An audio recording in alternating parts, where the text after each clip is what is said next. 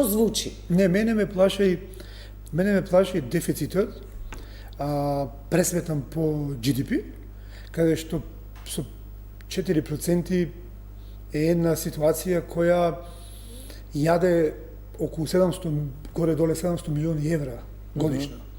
Со овој стапка на водење на економските политики, јавните финансии, ние веројатно за 10 години ќе дојдеме до некаков банкрот во земјата.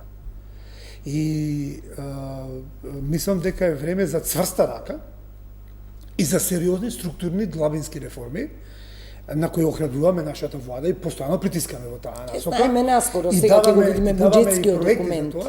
Да речеме, ние подготвуваме на ниво на feasibility студија, мора да имате разбирање за нас за тоа, бидејќи ние немаме министри во владата и не можеме тоа да го предложиме директно. Можам да го дадам јас на премиерот како решение или да го пуштиме во архивата на министерството, нели? На владата, се извинувам. Меѓутоа, нашиот проект за движење на кешот во економијата ќе овозможи драстично зголемување на даночната основа и зголемување на приходите во буџетот на сметка на сивата економија, што ќе инкасира сериозно дополнителни средства за да го намалиме како наша главна преокупација како партија на претприемачи, намалување на даноците. И тој проект е од круцијално и суштинско значење за опстојување на нашата коалиција. Например, ние во владата сме за тоа, за овие финансиски политики за кои ви говорам.